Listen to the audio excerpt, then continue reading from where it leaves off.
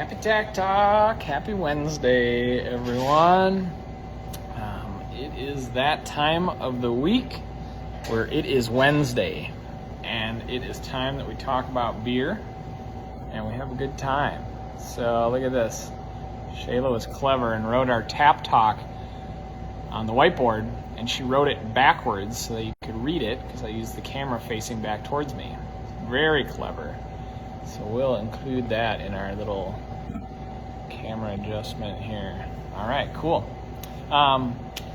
Happy August. Holy crap. That means we put July in the rear view mirror. A toast to that. How about maybe a little sip? That was quite a month. It was very summer. Yeah, it was busy and hopping, and we had a lot of fun. And yeah, it was just quite a good month here. So, and August is off to a great start as well. Some of the sweet parts of the summer are coming right now. And let's see, what do we got going on? Tomorrow is going to be National IPA Day. For some people, every day is National IPA Day, and based off of the craft beer market, you'd think every day is National IPA Day also. There's no shortage of IPAs out in the world, and but why not take a moment to celebrate them? So yeah, let's give me some shout outs of either favorite IPA that you've had this summer or just recently.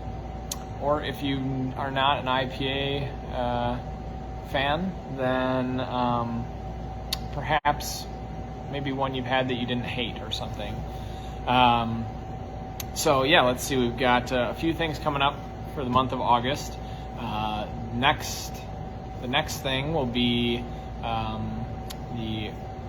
an info session this Sunday for the mini Ragnar relay that we'll be hosting at the end of the month on the 28th. So if you are into running, even if you're not like a super diehard, but you just enjoy getting out to run, you can do the mini Ragnar relay. Ragnar is a organization that puts together cool running events all over, and Ashley got involved with doing the Ragnar Minnesota relay last year from Duluth to Minneapolis on a team of 12 people, and I'm going to join the group this year. We're going to do it next weekend, and after this week's Sunday Run Day Fun Day, we'll have an info session about the Ragnar relay coming up on August 28th. So we'll be doing it here from the Whistle Punk. You get a team of 4 people together, and you don't have to run long stretches, less than 2 miles per person. So it's fairly manageable. The goal is to just have fun and get together. So Ragnar relay coming up. Next thing is trivia. Our monthly trivia coming up this 2 weeks. 2 weeks from today. And it'll be classic summer movies. So just all of your kind of favorite summer hits. Think things like Dirty Dancing or The Sandlot, maybe Rookie of the Year, summer-themed movies. American Pie can make an appearance in there, and even maybe some other newer ones. Some of the Marvel stuff that's been summer blockbuster type things, but thinking summery themed. So that'll be coming up soon. And then we'll be announcing our next beer dinner with Chef Chris Ray at the end of August. So it'll be taking place on the 31st. We'll be announcing the menu and tickets at the end of this week, and then tickets will go on sale next week. So stay tuned if you are into doing a beer dinner. This will be our 3rd one, and they've gone over smashingly well, and I think we're only going to continue to grow the creativity and the fun with all of them. So what else do we have going on? There is something. Oh, we'll have the Cobble House food truck here a couple Thursdays in the month. So there's lots of stuff going on that you want to stay tuned for. But let's talk some more about beer. IPAs, we've got some fun ones on, so let's talk about a few IPAs. The first one off is a new beer to me. I am familiar with the brewery. I've tried a couple of their things, but I have not had this one. And it is from Phase 3 Phase 3 Brewing. They are out of Lake Zurich, Illinois, which is a northwest suburb of Chicago, and they make some tasty beers. This one's their Vivid Light IPA. Sort of a West Coast style. Got a little bit more of that dry, punchy hop character than some of the hazy stuff that is out in the market right now. As you can see, fairly clear, kind of light-bodied, pretty classic of a lot of West Coast style IPAs. Not big on the malt character, but pretty dry, punchy hop character. I'd take a second to, since it's going to be National IPA Day, we'll talk a little bit more about hops and the role that hops play. I know we've gone down this road in the past if you've watched some of these tap talks, but if you haven't, hops are a really cool plant, and they are responsible for giving beer largely its bitterness. They can, in particularly in IPAs, which is a style, if you're not familiar with, this super brief history. India Pale Ale is what it stands for. References the history of when the British were colonizing India and needed to ship beer to their troops to maintain morale and all those things. And they're shipping beer across the world without any refrigeration or ability to maintain beer's freshness. They would add large amounts of hops to help preserve the beer, because hops are antimicrobial. They resist growth of bacteria. They also provide a balancing bitterness to the sweetness of the barley. That is a super simplified version of the history of India Pale Ale, and it's also a highly disputed history as well. If you'd like to learn a lot more about that, we can chat about it tomorrow. There's a lot of British beer historians that will tell you lots of different things about how the origins of IPA came about. But generally speaking, the characteristics to know about IPA is that the focus of the beer is largely on the presence of the hops and the way that they're used in the beer. This one is a West Coast style IPA, which is a term that you'll see used probably more frequently now in beer than it has been in the past to help differentiate this beer from a hazy or East Coast style IPA, which has become sort of the dominant style over the last few years. West Coast IPAs, generally the characteristic is the use of hops that have more of a strong hop bitterness and a profile that can come across as heavy, resinous, almost like piney or even like dank is another descriptor. Hops and cannabis are cousins in the plant family. They're very closely related. They share a lot of similar characteristics, and so sometimes, and beer and cannabis industries share a lot of overlap, and so it's unsurprising a lot of characteristics and flavors get a description of that. So sometimes that heavy herbal, fresh vegetal hop aroma can be one of the big things in there. Also citrus, grapefruit. I mean, the variety of descriptors for hops now has grown to a humongous breadth of what you might consider in the span of hop aromas and flavors. But West Coast style tend to lean more towards the piney, the grapefruit rind, not quite so much of the tropical fruits or the peach or melon or some of the other aromas that have become a little bit more popular now, a little bit more classic. So this one is very tasty. We just put it on tap. I don't expect it to last terribly long, but hopefully we'll see more of their beers again soon. So Phase 3 Brewing from Chicago area, Vivid Light, really nice. Very well balanced, but an IPA for people who like IPAs. Next one I've got, so we've got several IPAs on tap. I tried to maintain a list of IPAs, but not having too many, because I think I've seen the trend in a few places where we've been to where sometimes you get IPA fatigue. It's cool. You could easily fill a whole tap list with nothing but IPAs, but that's not very interesting. It's only a part of the beer market, even though the span of what IPAs can come across as is pretty wide. We'd like to have some representation of that because it's certainly a big part of the market. It definitely accounts for the largest percentage of craft beer sold. But beer is so much bigger than that. So it's fun to indulge our hop love, but I don't know, we gotta keep the mix. So right now I've got a few. This next one is a collaboration beer. It's yummy. So collaboration beers are something that are really cool as well, and I think showcase part of what makes the beer industry really neat. That instead of two companies in the same industry fighting with each other and trying to, outdo each other in one industry or the next. I mean, you don't necessarily see a lot of collaboration cereals between like General Mills and Kellogg's. They're kind of out for each other's throats there. But in the beer industry, we see a lot of collaboration efforts, which are really cool. And this one is Fair State out of Minneapolis and Third Space Brewing out of Milwaukee. It's called Bridging and Bonding. And it uses a bit of new school, a bit of old school. The hops are kind of new school, and what I mean by that is they tend to be more of that tropical, light, fragrant hop aroma. I couldn't tell you off the top of my head the hop bill on here, so beer geeks, look it up, tell me all it's within there. I can look it up and we could find out, but just by giving a sniff here, there's a really cool thing in this beer that might sound weird, but it's like catnip.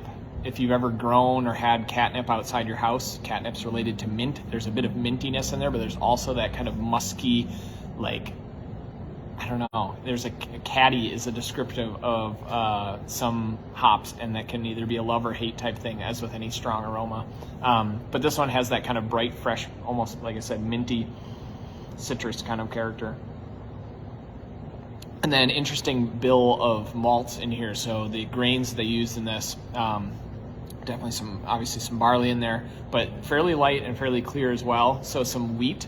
I think this has both red wheat in it and regular wheat, if I'm not mistaken, and then some corn. And corn has been used in beer for a very long time, despite the fact that it can be used to sort of water down a flavor of a beer. It can also be used to enhance and add interesting flavors. So corn is not necessarily always a bad thing, and it's a natural native plant, native-ish now to the Midwest. We grow a lot of it here, so it's accessible anyway, even if it's not native. But and this beer is just really nice. So it's been fun. It's fun to see all these different collaborative beers where breweries get together, come up with the idea, and either brew it physically in each other's brewery, or they're communicating remotely, coming up with the idea, and then sometimes each brewery will brew their own batch. Sometimes one brewery will only brew it, and then it's available through their distribution network. This beer is coming to us through the Fair State distribution network, even though we get Third Space here also from Milwaukee. This beer comes from my Fair State distributor, not the one that I get Third Space from, and they are different distributors. And we'll talk about beer distribution. I've got a whole episode we'll do just about that in the future, because that's a whole other interesting world.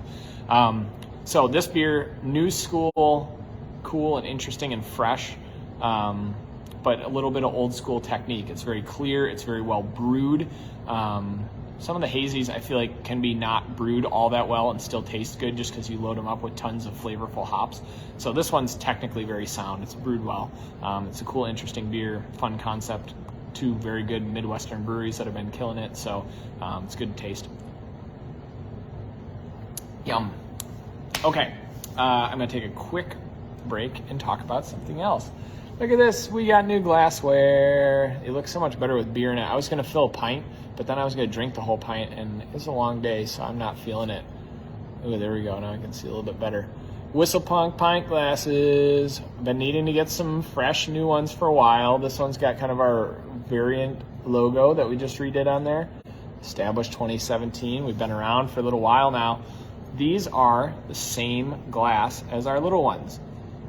These are the Rastal Craft Master Grand glasses, which is a collaborative project between Rastal, which is German or Austrian, I forget, and Grandstand, who is a company that produces so many growlers and products for the brewing industry. They're really cool, very sturdy glasses. They're heavy duty, tough to break. And they have a really nice shape to them. Part of the reason that you'd make a beer glass shaped this way is to have a nice wide opening at the top so you can get a good amount of smell from the beer. You want to be able to get your nose down into the glass, get a good aroma and taste out of it. And then having that taper down here kind of allows the flavors to collect in this area. And then the little tulip glass style, like rim there that just has that little lip to it helps when you drink the beer to pour it right onto your tongue, so it makes it a little bit easier to taste. So there are some functional things about the glass that make it work well. It also just kind of has a nice look, a nice aesthetic to it as well. Looks good with beer in it. Maybe next one I'll have a beer just so you can see it, and then I'll just suffer through a pint, just for the good of everyone's well-being and science. So new pint glasses, we just got these in. We'll still see some of the old pint glasses, but I don't know if we'll be able to get those. Manufacturer's been out. Issues, man. Move on. We've got to try new stuff. So new glasses, check them. Okay, I've got one last really cool beer that I want to talk about, but I also have another cool beer I'm going to go. So I'll go a little bit long tonight. This next one is probably pretty clearly not an IPA, although it doesn't look quite as red as it does in person. This is a delicious fruit beer that is one of my favorite parts of summer in Wisconsin, because you can only get it in Wisconsin. What brewery is that you can only get in Wisconsin? I mean, there are several, but one that is famous for only being in Wisconsin, that is New Glarus, and this is their strawberry rhubarb. They release this beer just once a year. Maybe they sneak it out twice, but I think it's just once. They don't have a super directly set calendar like a lot of brands do necessarily. I mean, they do, but their calendar is not quite as rigid as some others with some of their seasonals, and so that makes it kind of fun and interesting. But this one you can count on in the summer, and it is made with strawberry and rhubarb, two kind of great Midwestern fruits that come together really nicely. It's a sour beer technically, but they have made this super palatable and not overly sour. It's very low alcohol content, just about 4%, but it's made in the traditional style of Belgian lambics, which are blended, aged sour beers that use a mixture of fermentations to create the flavors. The process of making them is almost more similar to blending wine than is to like brewing beer. Oh yeah, fruit roll up in a bottle. It's honestly quite accurate. It does smell and taste somewhat like a fruit roll up, but in the best way possible. Do you remember fruit roll ups? Peel them apart, you could make little designs with them. This is kind of like that. It's got a little tanginess to it, a really rich strawberry character, and the rhubarb adds a tang. It's just a great summer beer. I love it. It won't be around long, so come in and get it if you're in the mood. It's a little bit tart, a little bit sweet, a lot of it tasty. All right, let's wrap this dog up. We've got one more. I saved kind of the most intriguing for last, I think. This is another IPA to kind of round out the list. So I'm going IPA heavy, but mostly because it's National IPA Day tomorrow, and Thirsty Thursday is going to be hop heavy. So featuring, try to feature some of the hoppy stuff during the tasting, and just kind of celebrate some IPAs. And this one, as you can tell, is hazy. This is currently probably one of the cool kid beers in the Midwest, probably one of the cooler ones that's out there, which is saying something because there's so many different options, but this one is you probably won't like it. Should I just drink this? You won't want it. I'll just save this one for myself. No, this stuff is killer. It is a collaboration beer. Again, we have 3 collabs on tap right now, which is not necessarily on purpose. It just happened to be how they worked out to be on tap. But it just, again, shows the cool part of the industry that we really like, of people working together. If you can imagine that, imagine what we could get done if we actually worked together instead of working against one another. We'd make more better beer, I think, is the moral of the story. So this one has a great name that is fun to watch people order because it's very tasty, but it's interesting. It's called Raging Demon, and it is a double dry hopped double IPA. And it is a collaboration beer coming to us through our network from Falling Knife Brewery from Minneapolis, but teamed up with Toppling Goliath Brewery out of Decorah, Iowa. So 2 breweries, Toppling Goliath, quite well established now in this market in the Midwest, and have made quite an international reputation for themselves, particularly for their hazy IPAs. The Pseudo Sue kind of really helped establish that as a style within the Midwest. and Falling Knife, which has been around for about 3 years now in Minneapolis. One of our good friends, Dan Herman, is one of the owners involved there, which is really cool to be watching them grow and be successful and make really good beer straight out the gate. And this thing is just heavenly. It's 8.5%, so it's strong, but it's not crazy strong. It's not like 11%. I used to get some of these double and triple IPAs that are really, really boozy. 8.5%. It's strong enough that you don't want to drink a ton of it unless you want to be knocked on your butt. But it is just super, super aromatic. It's got just like that freshly zested, like orange lemon kind of character to it. I mean, if you get into it, a little bit peachy, maybe a little bit of passion fruit. It's just very bright, very like juicy, and the flavor kind of matches up with that really well. Yeah, it's a pretty mellow, like lightly bready malt body, very kind of delicate almost. And then the finish, for being a stronger hoppy beer, is very mild. It's very clean, very different than the first one I tried, the Phase 3, whereas that has more of a dry, like when you finish the beer, you get kind of this little punch. This one is kind of silky smooth, and that's the hallmark of these double dry hopped hazy IPAs. Double dry hopping means that the beer is in the dry hopping phase where it's fermenting or post-fermenting, so the beer is no longer hot anymore. They're adding hops to that and just basically steeping like a tea or like a cold brew in a way. What you're getting out of the hops in that process then is just basically aroma and a bit of flavor, but mostly aroma. When you boil the hops, that's when where it actually converts the oil in the hops into some of the bitterness, and you get flavor and aroma out of that as well. But the more you boil it, the more bitterness you get. But if you don't add hardly any during the boil and add it all at the very end, then you get lots of flavor and aroma. And then when you do a double dry hopping, meaning they dry hop it and then they dry hop it again. And then, yeah, like I said, dry hopping means just adding the dry hops to fermenting or fermented beer. And then also adds to that haze factor, because part of it is the actual hop material that's in there, and then part of it is the grains that they're using in the way that the beer is being processed. Lots of oats are used typically in the process of brewing hazy IPAs. Oats tend to leave a nice smooth mouthfeel. They also add to some of the protein haze in the beer, which is what makes this look murky, kind of yellow, and just super delicious. So I'd say right now, for one of the cool kid beers in the upper Midwest, you'd be hard pressed to find something more delightful than this Raging Demon double IPA. All right, so there we have it. I think that's enough. It's time for doing the cross leg now that no, it's mostly a stretch, honestly, just from sitting here and pulling it over. We were without power last night. We weren't personally, and the shop wasn't, but the Stone Lake, the greater Stone Lake area was. So this morning was like, holy cow. We were kind of like it